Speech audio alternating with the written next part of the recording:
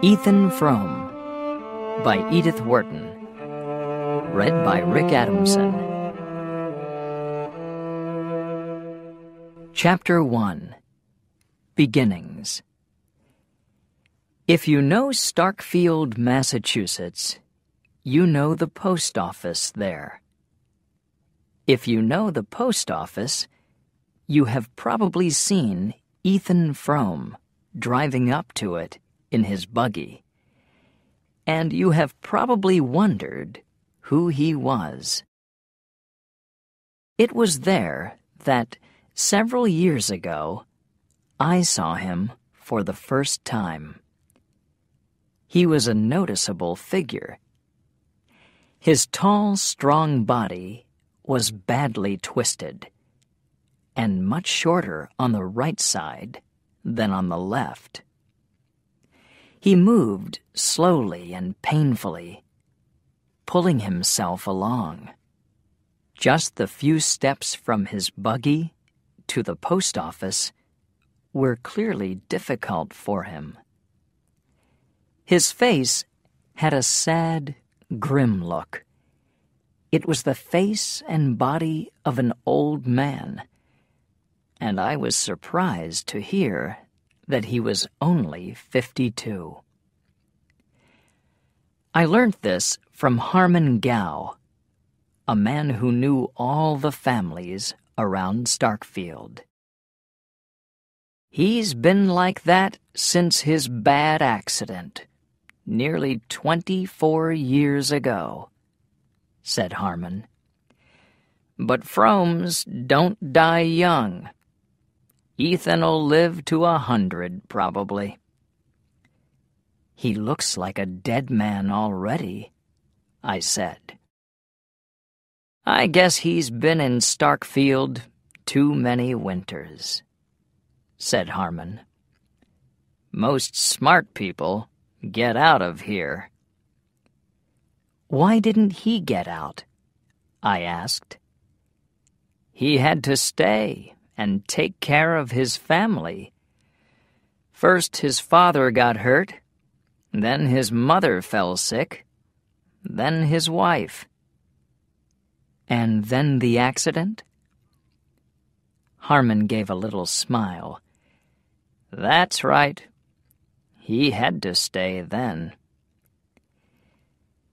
Ethan Frome used to drive in from his farm every day at about midday, and because I picked up my mail at about the same time, I often saw him. He came to the post office only for a newspaper, and sometimes for a packet from a medicine company for Mrs. Zena Frome. Starkfield people understood that he did not want to stop and talk, and on most days, Frome climbed slowly back into his buggy and drove away without a word to anyone. At that time, my company had sent me on an engineering job near Starkfield, and I was staying at the home of a lady called Mrs. Ruth Hale. Before she was married, her name had been Ruth Varnum, but her husband, Ned Hale, was now dead, and she had returned to live with her mother in the Varnum home. It was a grand house, large and white, with tall, dark trees outside. Although it was clear that the Varnums no longer had much money, theirs was still the finest house in the village. Ruth Hale enjoyed talking about her neighbors, and I hoped that she could tell me more about Ethan Frome. But when I asked her, she just looked unhappy and said in a low voice, "Yes, I knew them both. It was awful." I asked other people, and everybody in Starkfield agreed that Ethan Frome had had more troubles in his life than most people. But nobody explained why he had that sad, grim look on his face. In the end, I learnt the story, piece by piece, from several people. As often happens, the story was different each time, but I slowly began to put it together. And my interest in Ethan Frome grew stronger when, a little later, I met the man himself. It happened like this. Every day, I had to travel about 3 miles to the station, where I got my train to work. I usually hired a horse from Dennis Eady, the rich village shopkeeper. But in the middle of winter, his and most of the other Starkfield horses caught an illness. For a day or two, I could not find a horse to hire anywhere, until Harmon Gow had an idea. "Why don't you ask Ethan Frome to drive you?" he said. "His horse ain't sick, and he needs $1 or 2. That Frome farm and sawmill don't make enough money to keep a cat alive." So Ethan Frome agreed to drive me, and every day for a week I sat beside him in his sleigh as his thin horse pulled us over the hard snow to the station. Then, in the icy evenings, he brought me back to Starkfield. He was not unfriendly, but during the hour's drive, he never turned to look at me, and spoke very little. Once I said something about Florida, and he told me that he had been there. Another time, he showed interest in a science book of mine, which I had left in his sleigh by mistake in the morning. But most of the time, Frome drove without a word, and I began to feel that he was like the land around him. This sad, silent man and the snow-covered fields had the same kind of cold loneliness. Anything warm and alive inside him was locked away under the deep, icy cold of too many Starkfield winters. After about a week, we were driving back one night in terrible weather. Heavy snow was falling, hiding everything in a soft white cloud, and the air had an icy coldness. The old horse was getting tired, and I got out to walk beside him, but I found it hard to keep moving. After a time, Frome looked into the darkness and said, "That's my place down there. We've had enough of this." I understood that he was offering me a bed for the night, and we turned down towards the poor, lonely-looking farmhouse. After I had helped him put away the sleigh and take care of the horse, we fought our way through the snow to the front of the house. I followed him inside, and from behind a door on our right, I heard a woman's voice, a thin, high, whining voice. Frome opened the door of the room. "Come in," he said to me, and as he spoke, the whining voice fell silent. That was the night when I began to understand Ethan Frome and to put together his story.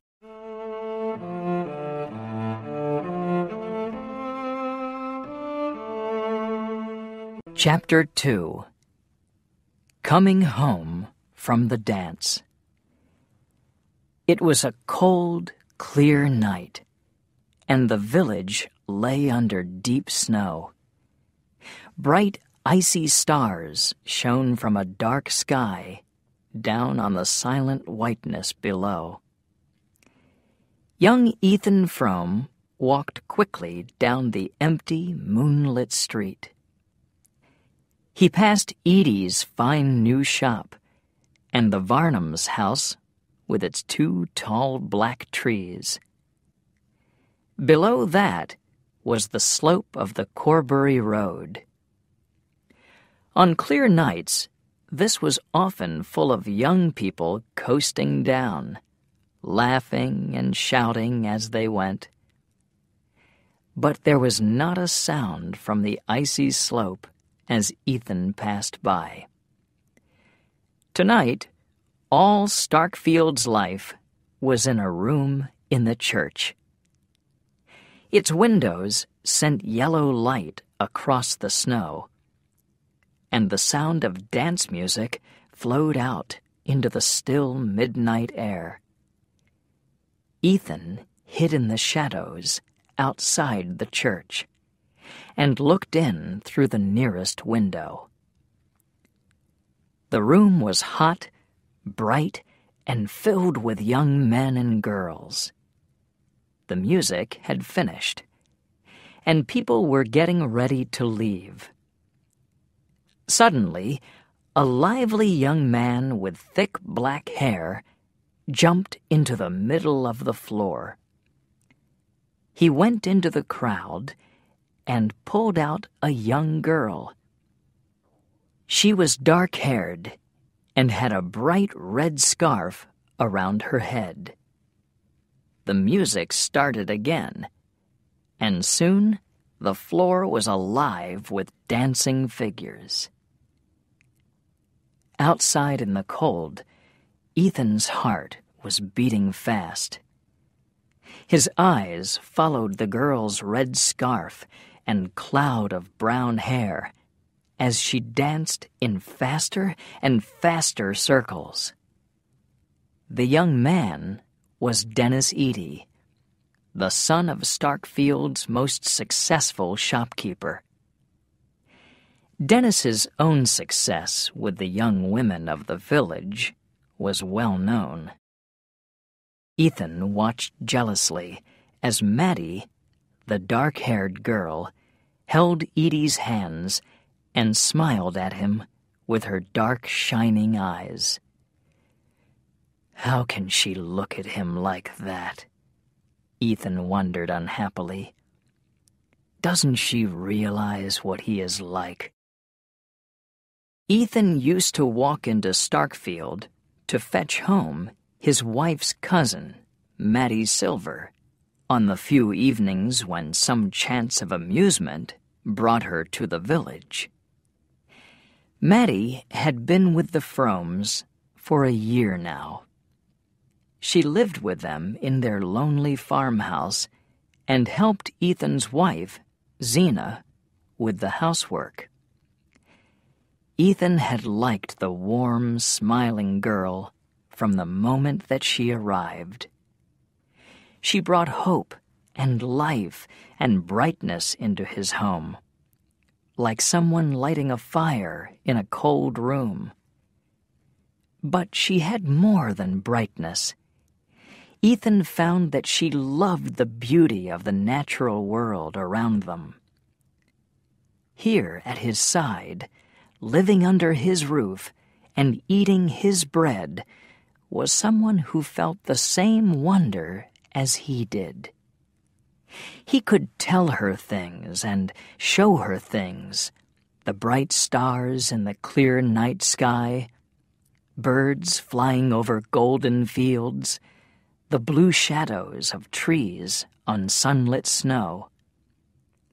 and he knew that these things gave Maddie and him the same feelings of deep, silent happiness.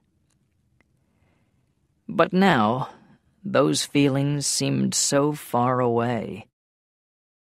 He watched Maddie's laughing face as she flew round and round the room, and he felt lonely and unhappy. Then he remembered a fear that he had tried to forget. His wife was a cold, silent woman who noticed everything, but said very little. Her only real interest was her own ill health.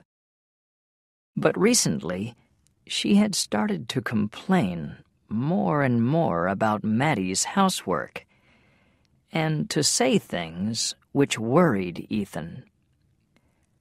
"I'll need someone to help me when Maddie leaves," she had said suddenly one morning. "Oh, Maddie'll never leave us while you need her," he replied. His wife lay in bed and watched as he got dressed. "If a poor girl like her has a chance to marry a smart boy like Dennis Eady, I ain't going to stop her," she said in her flat, whining voice. "The doctor says I can't manage on my own, so we'll need to hire a girl." Life without Maddie. Ethan could not think of it. Her voice, her sweet smile, her gentle arm in his arm during those night walks back to the farm. These were the only things which mattered in his world. Had he been stupid to think that Zena would not notice his interest in Maddie? He had not thought about it before, but now, as he stood in the darkness outside the church, he remembered other things that Zena had said, and his fear grew. The dancers, now in their thick coats and scarves, came out into the cold night air. Ethan heard Maddie's voice in the crowd, and he stepped back into the shadows, suddenly afraid to speak to her.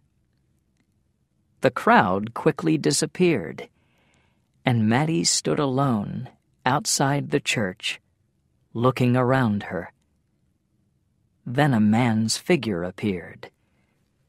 "Nobody to walk you home, Matt? What a pity. But ain't I lucky that I got my dad's horse and sleigh down here, waiting for us. Come on, let's take a ride." The girl said nothing, but stood still, watching, while Dennis Eady went to untie the horse. In the shadows, Ethan, too, watched and waited, with his heart beating fast. Maddie held his life in her hands. Eady got into the sleigh and called to Maddie to join him. Then she turned and ran up the slope. "Goodbye. Have a lovely ride," she called back. Eady laughed and followed her up the slope in his sleigh. After a moment, he jumped down and tried to put his arm through hers. She stepped quickly out of the way, and Ethan's sudden fear turned to happiness. A moment later, he heard the sound of Eady's sleigh going away, and saw Maddie walking alone across the snow. He caught up with her by the Varnum's trees. She turned round, surprised. "Oh," she said, "I thought maybe you couldn't come." "If you thought I couldn't come, why didn't you ride back with Dennis Eady?" he answered. "Oh, how did you know?" she cried. "Where were you? I never saw you." They stood in the dark shadows of the trees, and their laughing voices ran together like water dancing down from the mountains in springtime. He put his arm through hers, but neither of them moved. Ethan wished he could stand there with her all night in the blackness. Mattie took a few steps forward and then stopped, looking down the icy slope of the Corbury Road. "There were lots of people coasting this evening," she said. "Ned Hale and Ruth Varnum almost crashed into the big tree down there. It's so dangerous, that tree." "You'd be safe with me, Matt," replied Ethan. "Would you like to come coasting some night? We could come tomorrow, if there's a moon." "Oh, yes! How lovely!" They walked along in silence. But then, all Ethan's jealous fears returned. "I guess it's natural that you're going to leave us," he said at last. "Leave? You mean Zena ain't happy with me? I know I ain't so strong or so smart, but I want to try. I really do." "So you don't want to leave us, Matt?" "Where could I go?" she whispered, almost crying. Her answer made Ethan sad and happy at the same time. They continued their walk, with the dark, starry sky above them and the quiet, lonely fields all around. At the entrance to Ethan's farmland, they passed by the Frome graves.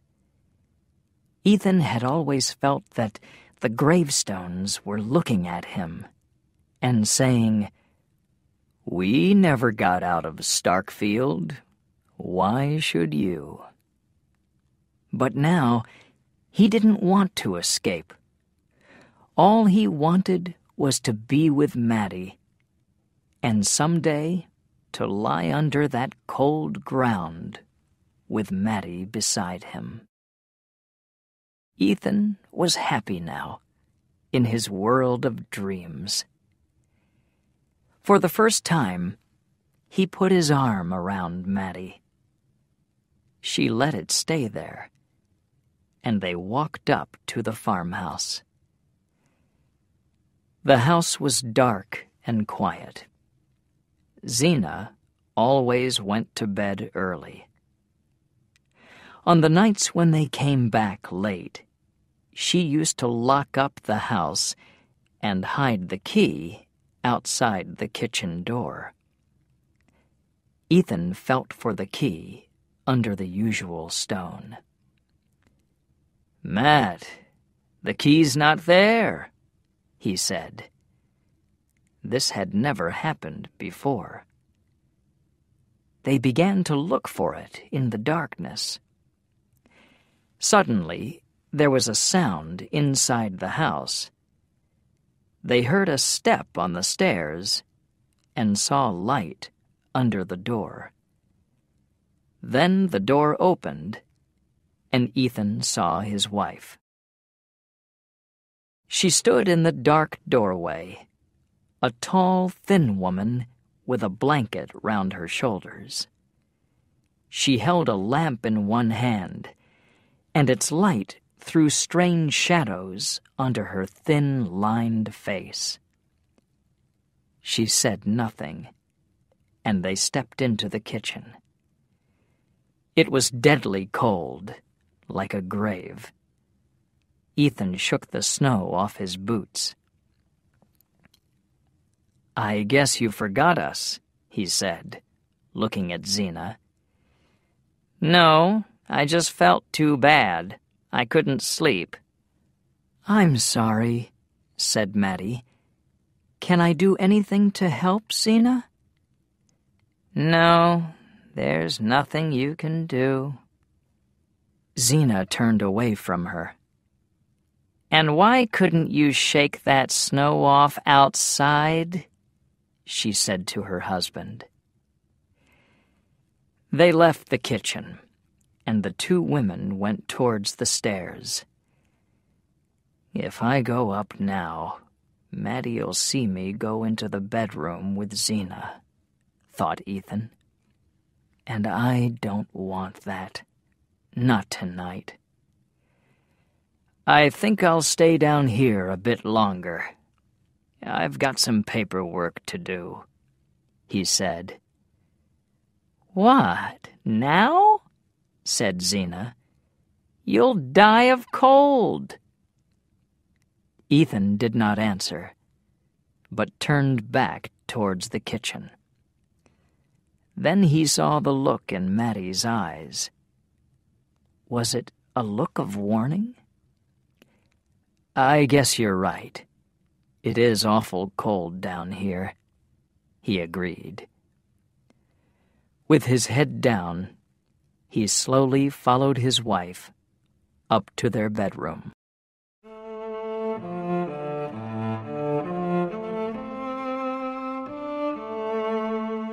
Chapter 3. A Visit to the Doctor.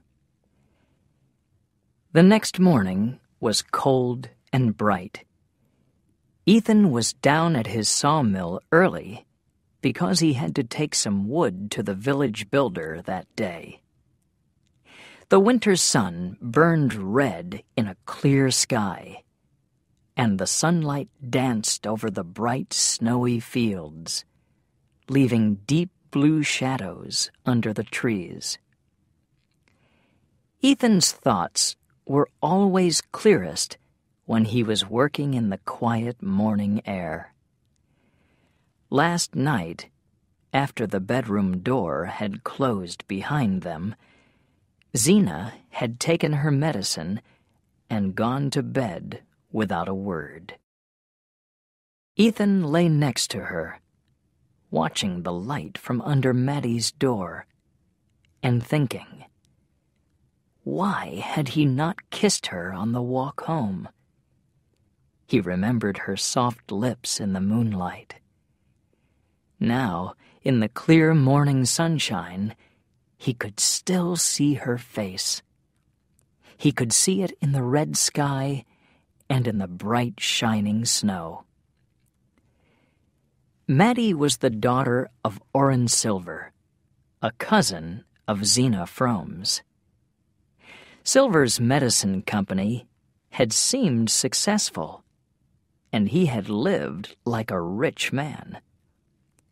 But when he died, his wife and daughter had a terrible surprise.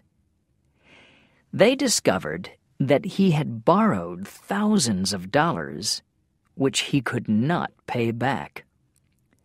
This awful news killed Mrs. Silver immediately.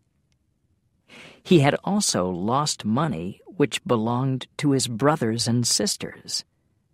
So there was nobody in the family who wanted to help poor Maddie. The 20-year-old girl was alone in the world, without money and without friends. She was not strong, and she had never studied or learnt to do a job. So Maddie came to Starkfield to work, without pay, in her cousin Zena's home. At first, Zena often complained about the girl's work. Then, as the months went by, Maddie grew stronger and found the work easier. Zena had more time to think about her illnesses, and life under the Fromm's roof became more peaceful. But now, Zena's strange, silent looks the warning in Maddie's eyes last night, Ethan was sure that something was wrong. By midday, the wood was all loaded, ready to take to Andrew Hale, the builder. But Ethan decided to go home. If there was going to be trouble, he wanted to be there. So Ethan and Jotham Powell, his hired man, walked through the fields back to the house. When they entered the kitchen, Maddie was making coffee.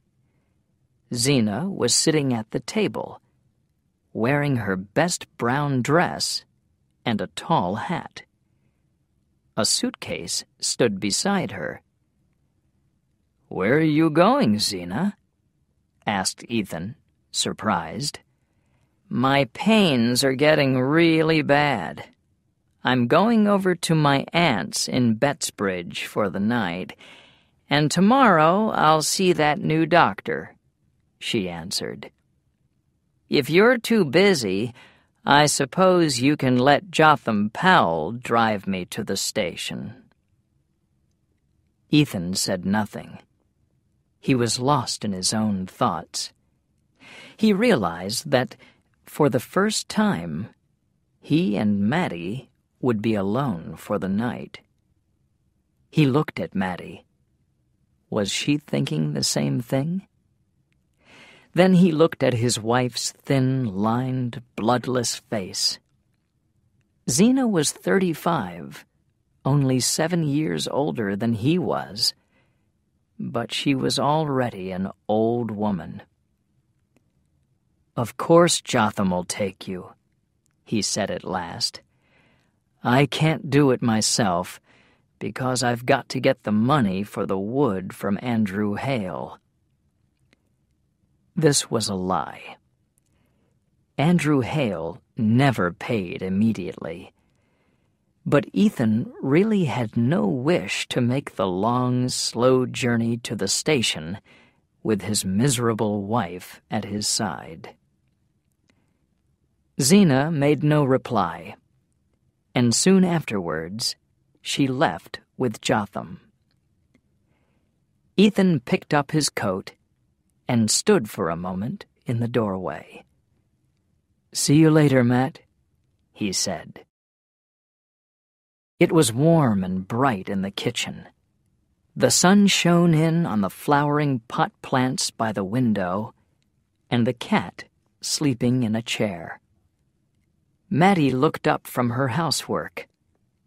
"See you later, Ethan," she said happily.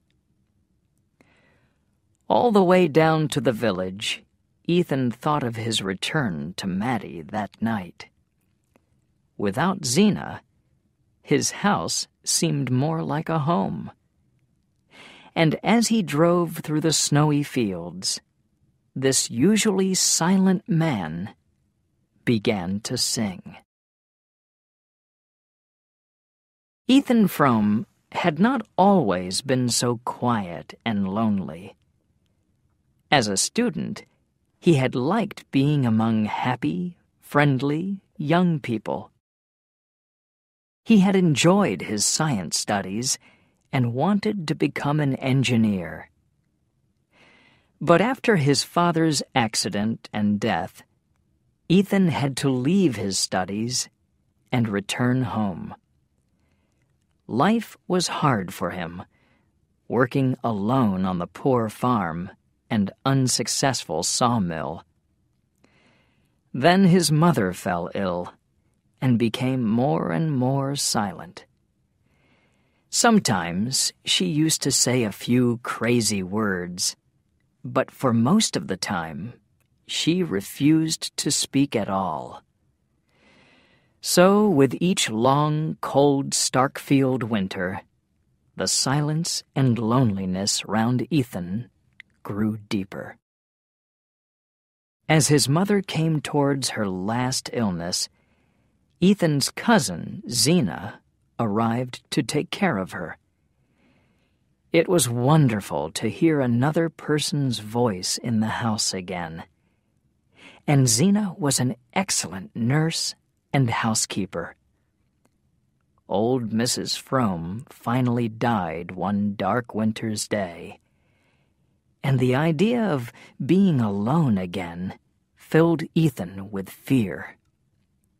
He was grateful to Zena for all that she had done, and he asked her to stay and marry him. They had at first planned to sell the farm and move to the town, but it was hard to find a buyer, and Ethan soon realized that his wife could not live in a place where she was not someone important. In less than a year, her sickliness appeared. Then she too fell silent. Her strange, wordless looks worried Ethan.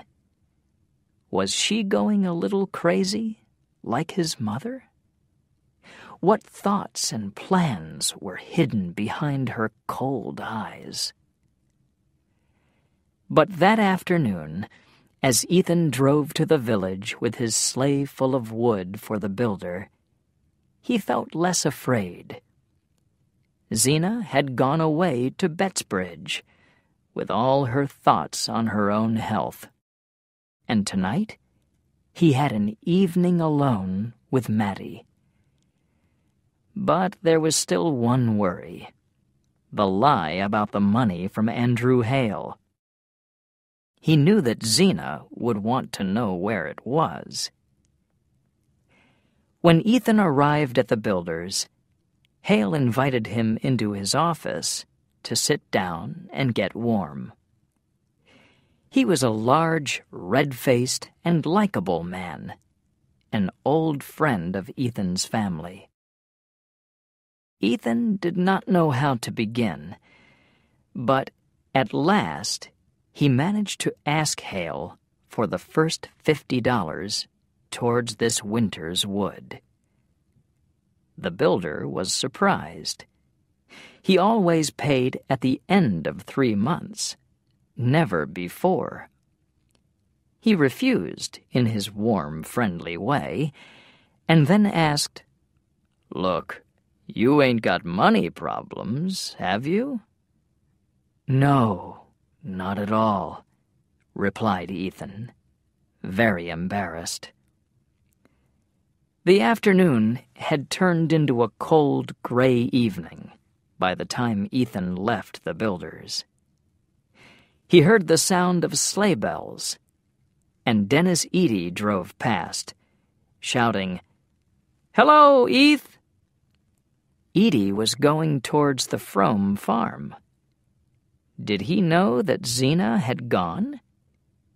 Was he going there to spend some time alone with Mattie? Ethan felt wildly jealous. Then, moments later, was ashamed of his feelings. By the Varnum house, Ethan saw 2 figures standing together under the trees. He heard a kiss and a surprised "Oh!" as he passed by. 2 happy lovers, kissing where he had stood with Mattie the night before. But unlike him, Ruth Varnum and Ned Hale didn't need to hide their feelings. How lucky they were. As night fell, Ethan passed by the Frome gravestones and drove up to the farmhouse. A light shone in her room upstairs. "She's getting herself ready for supper," he thought.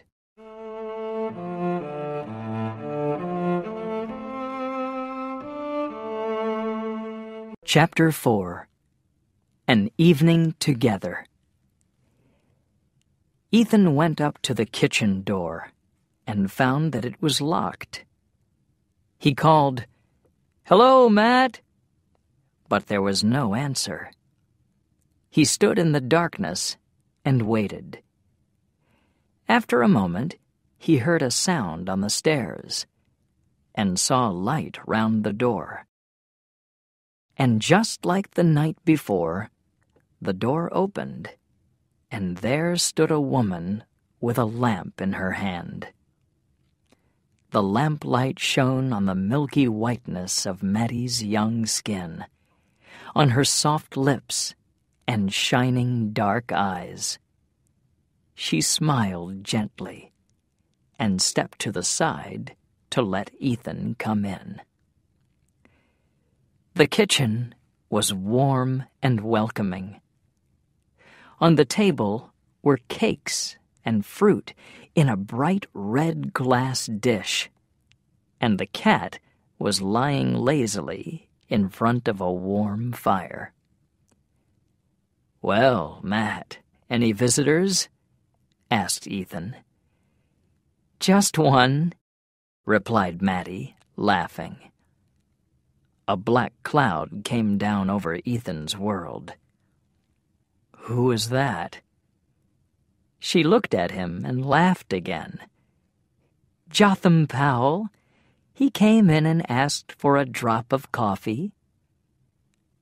The blackness lifted, and Ethan's world grew bright again. "Well, I hope you gave him some," he said, then added, "I suppose Zena got to the station in time?" Zena's name brought an immediate coolness into the kitchen. After a few moments, Mattie said, "I guess it's about time for supper," and they sat down. But they still felt uncomfortable. Zena seemed to be in the room with them, with her cold eyes and strange looks. They ate in embarrassed silence, then began to talk about the weather. As they were speaking, the cat climbed quietly onto the table and started to move towards the milk jug. When they saw it, they both reached forwards at once, their hands meeting on the jug. Ethan kept his hand on Mattie's a few seconds longer than was necessary. At that moment, the cat suddenly jumped backwards and knocked into the red glass dish. The dish fell to the floor with a crash. "Oh, Ethan," Mattie cried. "It's all in pieces. What will Zena say? It was her very best dish." "Don't worry. I'll get another one." "You'll never find one. It was a wedding present from her aunt in Philadelphia. That's why she never uses it. I had to climb up to get it from the top of her cupboard. Oh, Ethan, what shall I do?" She began to cry, and her tears seemed to burn into Ethan's heart. "Oh, Matt, don't cry. Please don't cry," he said softly.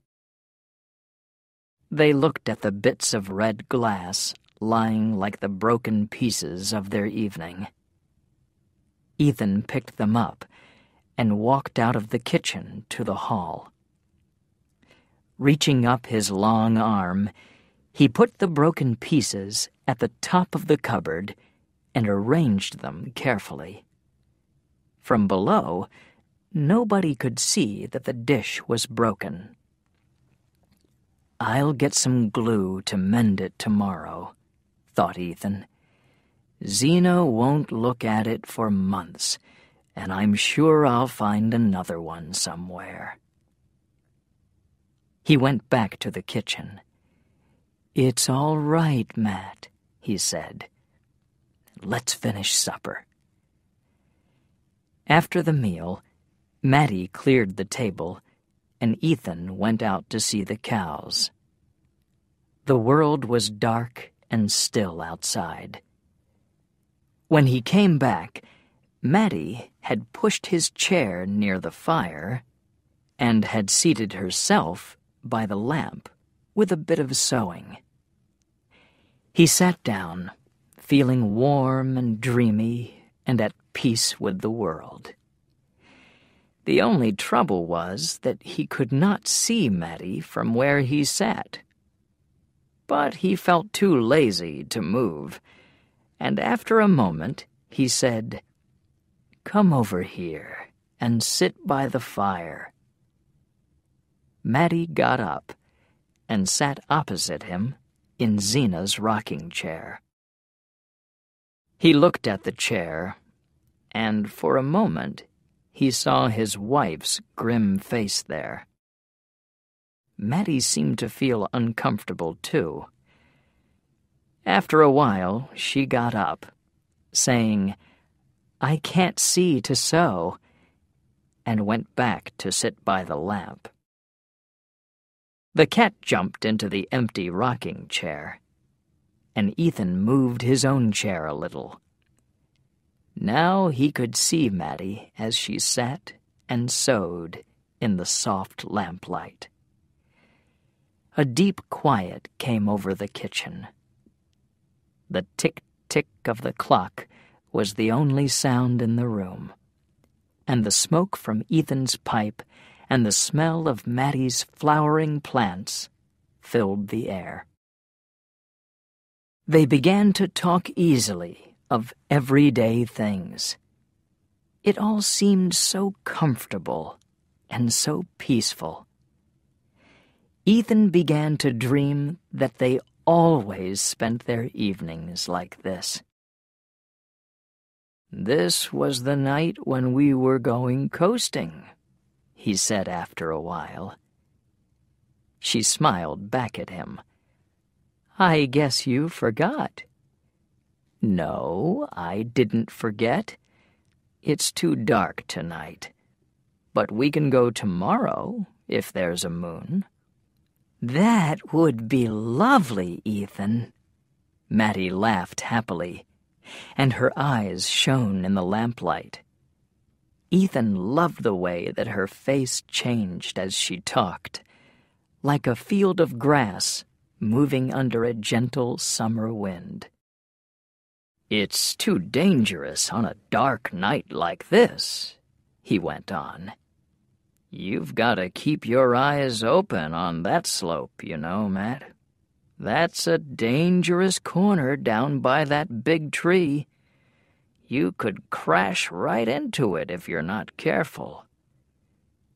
Then he added, "I guess we're fine here, aren't we?" "Yes, we're fine here," agreed Mattie in a soft, sweet voice. Ethan put down his pipe and pulled his chair up to the table. He touched the end of her piece of sewing. "Say, Matt, guess what I saw tonight? Your friends kissing under the Varnum trees." Mattie's face turned bright red. "That'll be Ruth and Ned," she answered, looking down at her sewing. Ethan felt embarrassed, too. Last night, on their walk home, he had put his arm around Mattie and had wanted to kiss her. But tonight, in the warm, lamp-lit room, she seemed so much further away. "I guess they'll get married soon," said Ethan. "And then maybe you'll be next." "Why do you say that?" she replied in a low voice. "Is it because Zena doesn't want me to stay?" "What do you mean?" asked Ethan, afraid again. "I thought that last night she seemed... Oh, I don't know. Nobody knows what Zena thinks.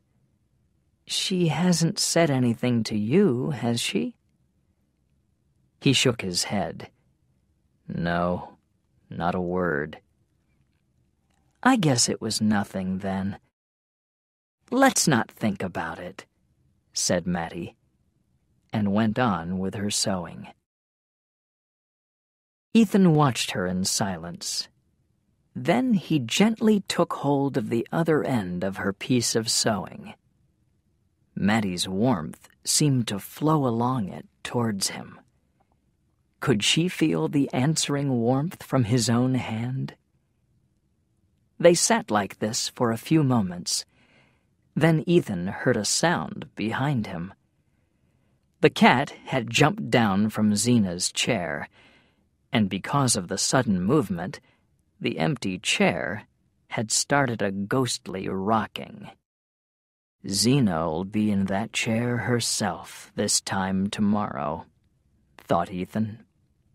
I've been in a dream, and this is the only evening we'll ever have together. The return to the real world filled him with pain, and he suddenly felt very tired. Maddie looked at him, and for a moment he saw fear cross her face. He held on to her sewing and kissed the end of it softly. She pulled it slowly from his lips and put it away. It was 11 o'clock. "Is the fire all right?" she asked in a low voice.